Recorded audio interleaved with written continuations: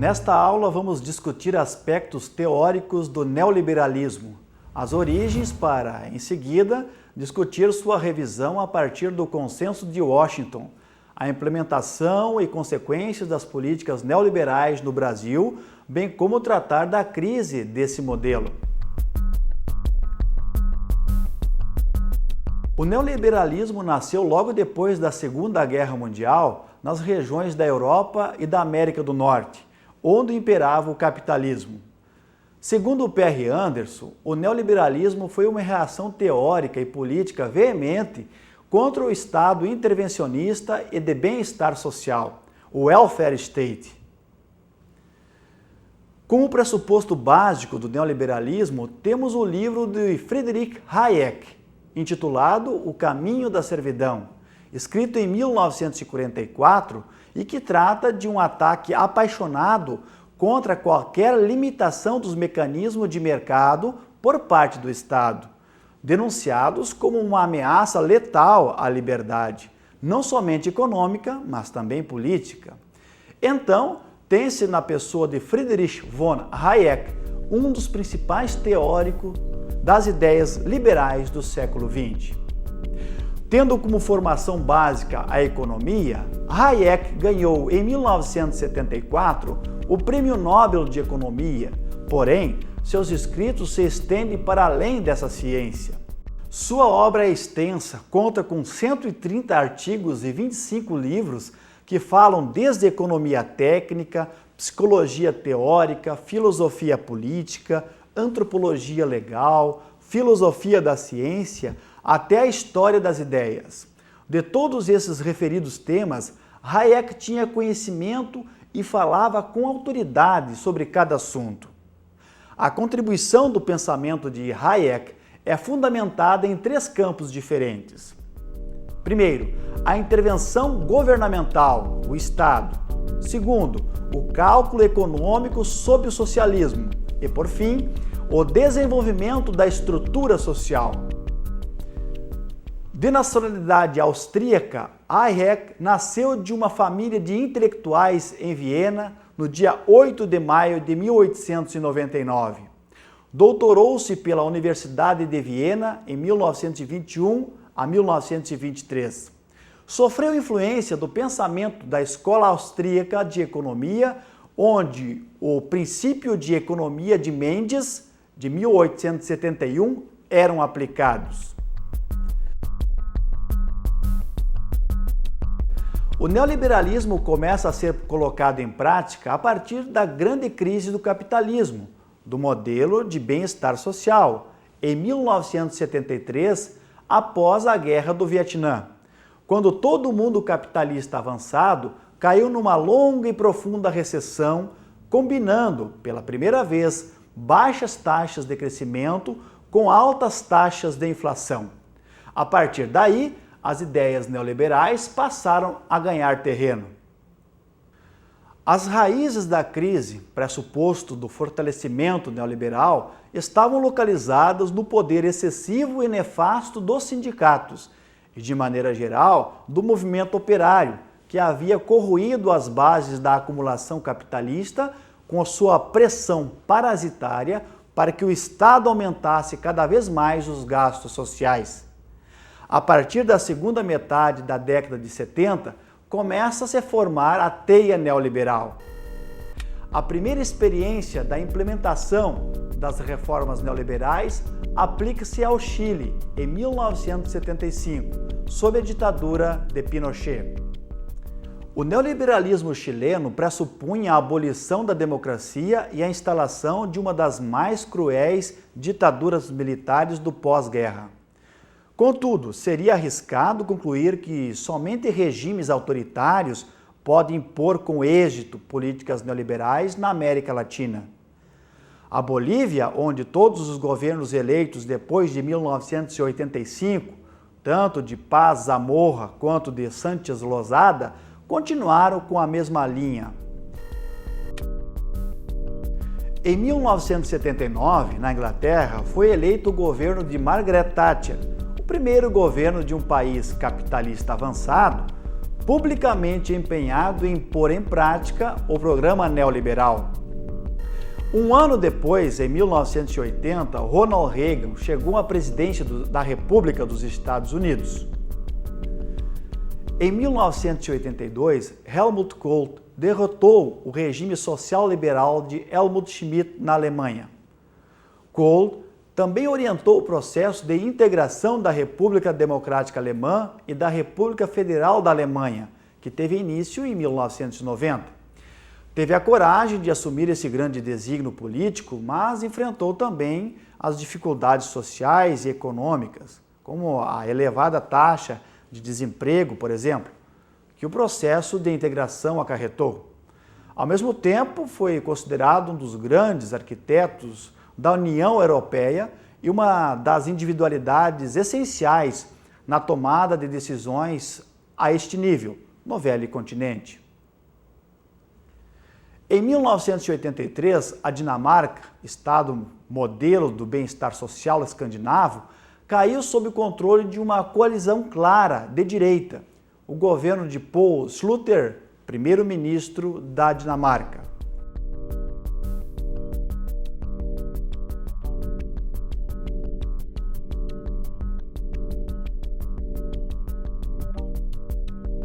Tais governos contraíram a emissão monetária, elevaram as taxas de juros, baixaram drasticamente os impostos sobre os altos rendimentos, aboliram controles sobre os fluxos financeiros e criaram níveis de desempregos massivos, reprimiram greves, impulsionaram uma nova legislação antissindical e cortaram os gastos sociais. Nos Estados Unidos, a primeira prioridade do presidente Reagan foi reduzir o déficit orçamentário e a segunda foi adotar uma legislação draconiana e repressiva contra a delinquência, lema principal também da nova liderança trabalhista na Inglaterra.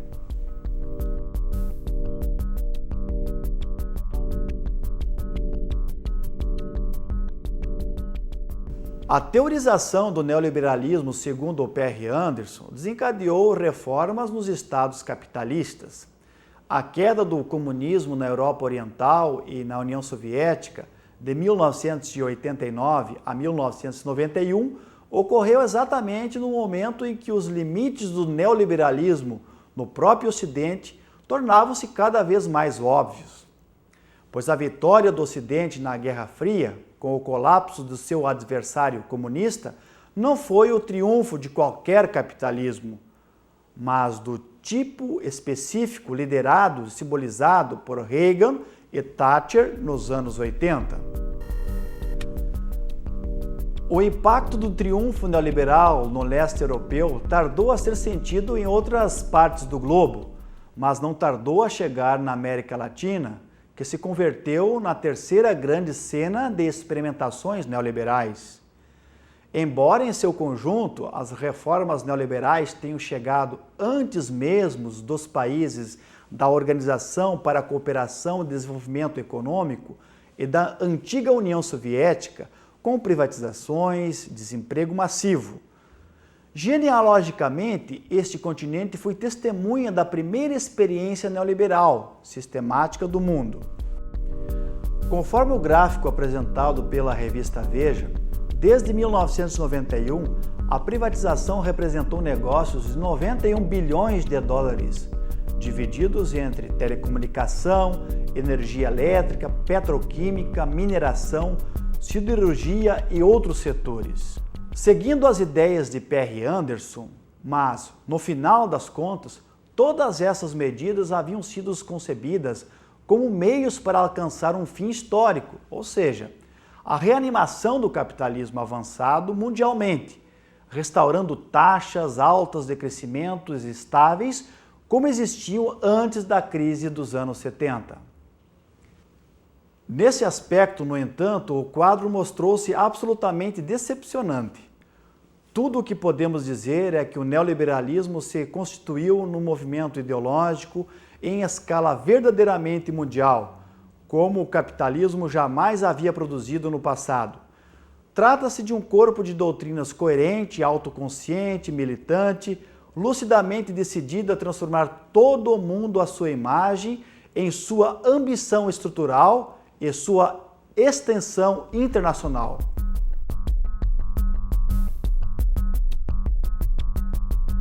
A aplicabilidade das políticas neoliberais trouxe consigo consequências desastrosas para a economia dos referidos estados, mas foi nas políticas públicas e sociais que mais se evidenciou o retrocesso, principalmente nas questões de emprego, saúde, moradia e educação.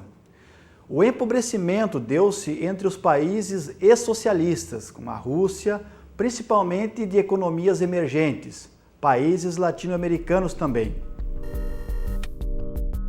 A Argentina é um triste exemplo de um país que aplicou as teorias neoliberais em sua íntegra.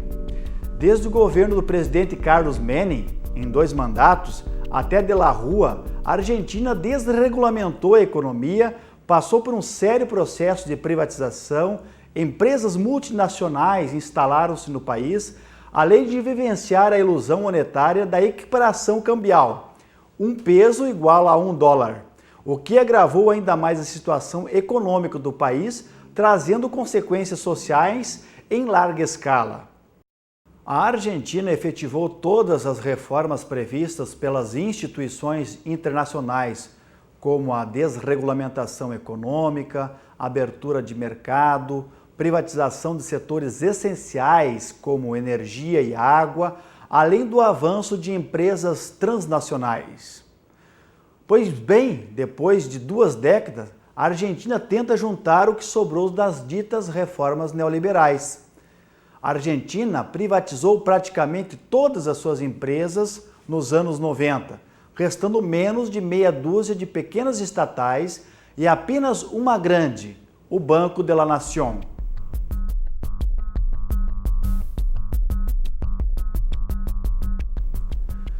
Um estudo realizado pelo Sistema de Informação, Controle e Avaliação de Programas Sociais acrescenta que 8,4 milhões de argentinos vivem na indigência, com rendas familiares inferiores a 300 pesos, equivalente a $84, enquanto que 8,6 milhões de pessoas menores de 18 anos vivem na miséria.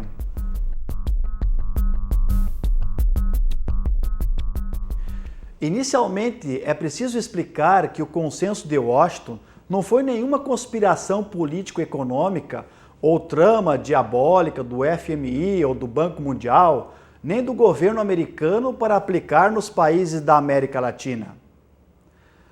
A síntese das ideias que circulavam pelos bastidores das instituições internacionais e no governo americano foi elaborada pelo economista John Wilson em uma reunião na cidade de Washington no ano de 1989. Essa reunião ficou conhecida como o Consenso de Washington, a qual tinha como objetivo discutir as reformas necessárias para a América Latina. Quais seriam os acordos que o economista percebia? Wilson afirmou, na época, eu divido o que sinto, pressinto e leio como um grande consenso em 3 planos. O primeiro plano é de ordem macroeconômica. Há um acordo completo entre todas as agências econômicas de que todos os países periféricos devem ser convencidos a aplicar um programa em que lhes é requerido um rigoroso esforço de equilíbrio fiscal, austeridade fiscal ao máximo, que passa, inevitavelmente, por um programa de reformas administrativas, previdenciárias e fiscais, além de um corte violento nos gastos públicos. Esses países devem fazer políticas monetárias rigidíssimas, porque a prioridade número 1 é a estabilização, sendo que a política fiscal tem que ser submetida à política monetária.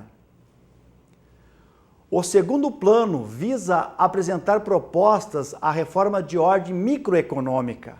É preciso desonerar fiscalmente o capital para que ele possa aumentar a sua competitividade no mercado internacional, desregulado e aberto. Então, o único caminho das pequenas empresas situadas nos países de periferia entrarem nesse jogo seria por aumento da competitividade, o que passaria por uma desoneração fiscal, flexibilização dos mercados de trabalho, diminuição da carga social com os trabalhadores, bem como a diminuição dos salários. A terceira ordem de coisas que o consenso propunha era: nada disso será possível se não houver o desmonte radical do modelo anterior, ou seja, o Estado interventor, que houve nesses continentes, um modelo perverso que, segundo o pensamento do consenso, funcionou mal e que o modelo de importação de industrialização por substituição de importações foi um conceito pessimamente usado. Em síntese, as propostas do consenso de Washington eram de que os estados latino-americanos passassem por profundas reformas estruturais, também chamadas de reformas institucionais. A primeira era a desregulamentação de alguns setores, sobretudo o financeiro e do trabalho. E essa já foi feita em quase todos os países da América Latina. A outra proposta era a das privatizações, de preferência selvagens.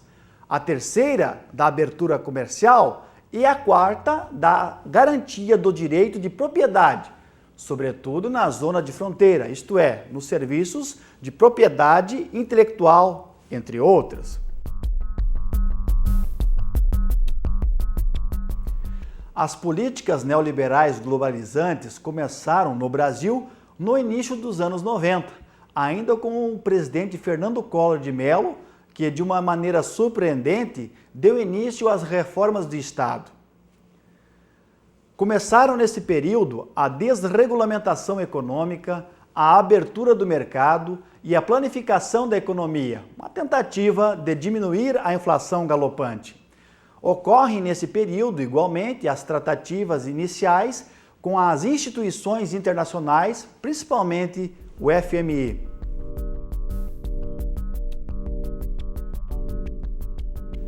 As reformas do Estado no governo Collor não foram bem-sucedidas.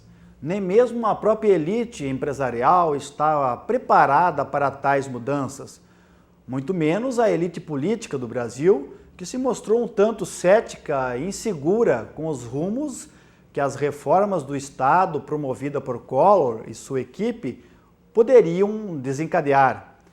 Foi nesse contexto que o governo Collor viu-se enredado em situações ilícitas, em que processos e acusações de corrupção começaram a se acumular. A mídia brasileira, a mesma que apostou no governo Collor e o promoveu, teve que aos poucos deserdar o caçador de marajás e cair na realidade, mostrando as imagens das numerosas e grandiosas mobilizações sociais provindas de todos os setores da sociedade civil. Collor de Mello não tinha nenhuma base política a não ser o seu frágil partido, o PRN, Partido da Renovação Nacional. E talvez essa tenha sido uma das razões principais para o processo de impeachment que acabou sofrendo. Collor foi julgado e condenado, tendo que deixar melancolicamente seu governo, marcado mais por excentricidades, bloqueio da poupança da população, pela corrupção, do que propriamente pela reforma do Estado que se propusera a fazer. Itamar Franco, vice de Collor, assumiu a presidência da República do Brasil com um governo mais voltado para as políticas internas. As negociações com o FMI deram uma trégua e as reformas do Estado cessaram por um curto período.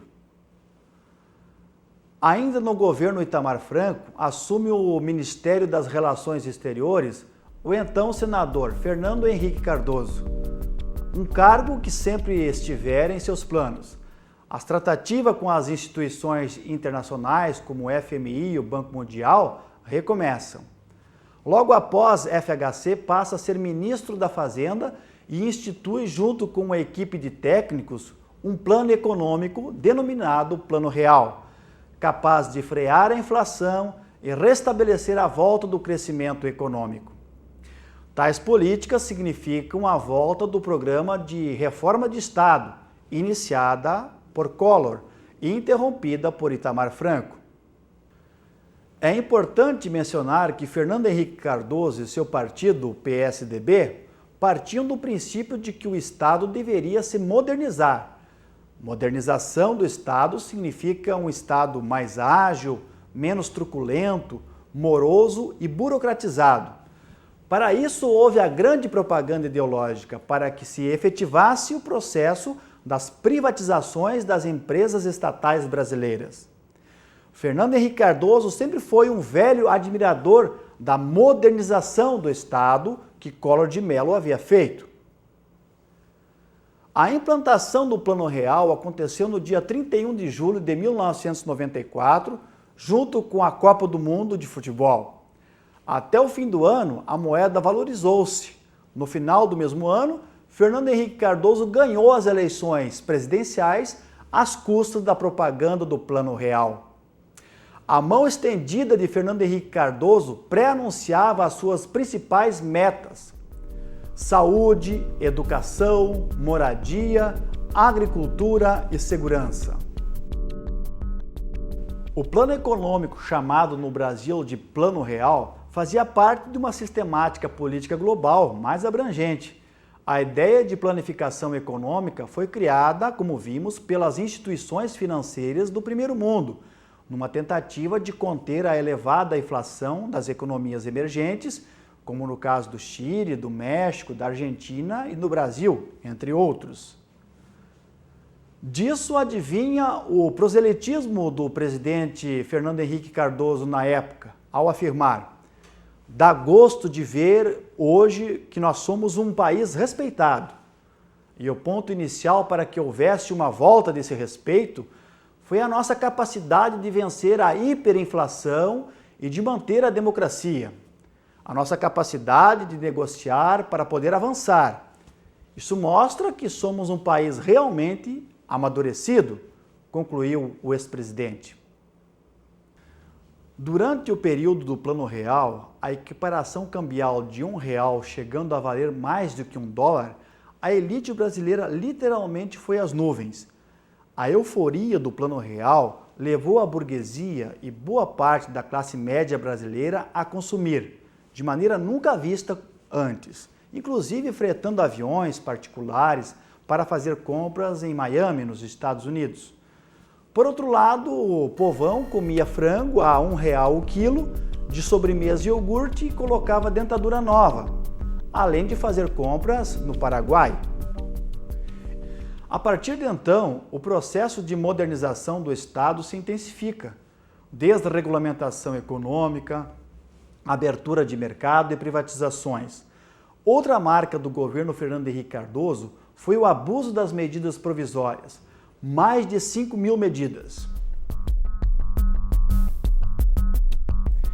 Inicialmente, é pertinente afirmar que as reformas neoliberais implementadas pelos 2 mandatos de Fernando Henrique Cardoso não trouxeram os avanços econômicos e sociais desejados por toda a sua equipe de governo, frustrando assim boa parcela da população brasileira.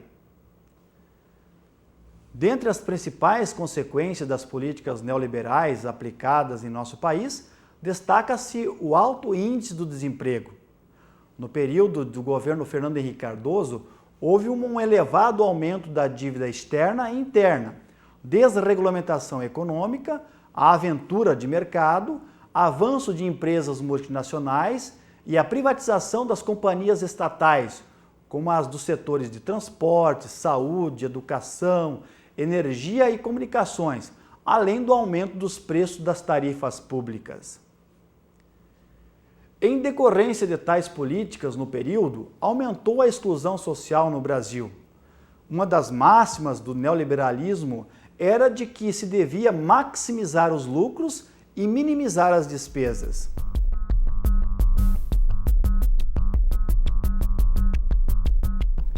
Ao contrário do que seus defensores alardeavam, as políticas neoliberais trouxeram recessão econômica, ingresso do capital externo, desemprego, aumento do trabalho informal, conflitos sociais, flexibilização dos direitos trabalhistas, precariedade e, ao mesmo tempo, o desmonte do sistema de seguridade social, de saúde e de educação. As práticas neoliberais não fracassam apenas nas questões sociais. Sustentado em bases um tanto frágeis, a economia virtual e especulativa, o chamado capitalismo de cassino, o modelo neoliberal tem enfrentado novamente uma crise sem precedentes, uma das maiores do capitalismo em âmbito global dos últimos tempos. A crise atual decorre exatamente no mercado financeiro, defendido pelos liberais como um único guardião e salvador do mundo. O mercado financeiro fez empréstimos ruins, diz o Stiglitz, o ex-chefe do Banco Mundial, como no caso da bolha imobiliária norte-americana, quando foram feitos empréstimos com base em preços inflados. Esses empréstimos não podem ser pagos nesse momento. Agora, com a crise do livre mercado, o Estado é chamado a intervir novamente. É o pêndulo do relógio que mais uma vez se movimenta, a sinalizar que mais um ciclo de capitalismo chega ao fim. O epicentro da crise atual começou nos Estados Unidos da América, tendo a crise de confiança no sistema a sua razão principal. A origem da crise está no deslocamento do capital produtivo para o capital especulativo. Muita gente querendo ganhar, manipulando dinheiro. Uma embriaguez de enriquecimento sem trabalho. Vive-se especulando em qual bolsa de valores é possível aplicar e obter bons lucros. Outro aspecto diz respeito à busca escandalosa por recompensas econômicas excessivas, até a especulação arriscada. Na ótica neoliberal, o impensável aconteceu. O Estado deixou de ser invisível para voltar a ser visível, intervindo diretamente na economia. Em outras palavras, a intervenção do Estado tem sido a regra e não a exceção por muitas décadas. Em todo o mundo, desde o início da crise, já foram gastos bilhões de dólares para socorrer empresas falidas. Antes, os lucros eram privatizados. Agora, as despesas estão sendo socializadas. Finalizando, constatamos que a crise atual não é o colapso derradeiro do capitalismo, mas sim o fim de um ciclo sob a fachada neoliberal. Essa articulação entre mercado, Estado e sociedade. Mais do que nunca, o Estado se faz presente. Aliás, como sempre, o Estado cumpre a sua função básica, a de manter o sistema funcionando.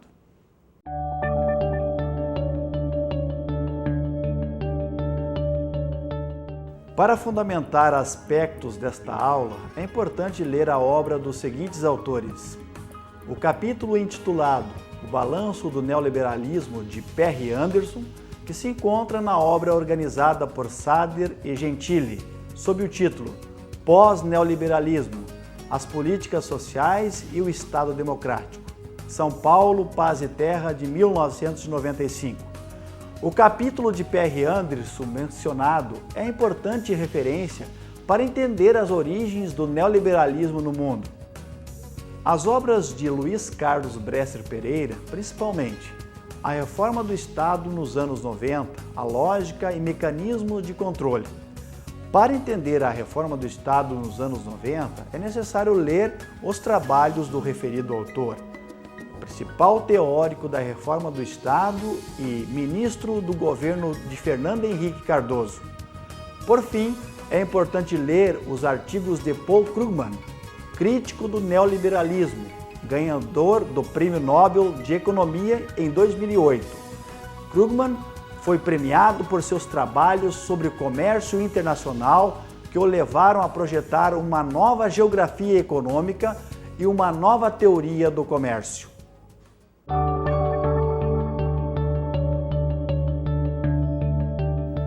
Analisamos nesta aula que, desde as suas origens, o capitalismo tem passado por constantes crises. Por vezes, pregava-se o livre mercado, a não intervenção do Estado na economia. Noutras ocasiões, pedia-se a sua intervenção, vide a crise econômica de 1929. Para salvar o sistema econômico da época, o Estado intervencionista de inspiração keynesiana foi acionado. Nos anos 70, no entanto, este modelo entrou novamente em crise. A partir daquela década, um novo ciclo se constituiu. A volta do livre mercado, a liberalização financeira e da não intervenção do Estado, sustentado a partir das teorias de Hayek e de Friedman. Este modelo foi denominado de neoliberal. A teoria neoliberal defendia a volta dos princípios do liberalismo clássico do século XVIII, do laissez-faire, do livre mercado, além das reformas estruturais propostas por instituições internacionais como o Fundo Monetário Internacional, o FMI, e o Banco Mundial. Fazia parte desse programa de reestruturação, esses ajustes, as reformas administrativa e previdenciária, que exigiram um rigoroso esforço do equilíbrio fiscal, além da redefinição do papel do Estado na economia. Em outras palavras, a desregulamentação econômica. Por desregulamentação econômica, entendia-se a tentativa de reduzir o tamanho do Estado, quebrar a coluna dos sindicatos, cortar os gastos sociais, liberar o mercado financeiro e abrir as comportas para o livre fluxo de bens e serviços. Hoje, portanto, o sistema de livre mercado, propagado pelos neoliberais, está em crise novamente e o Estado volta a ter um papel importante na reestruturação econômica. Obrigado pela atenção e até a próxima oportunidade.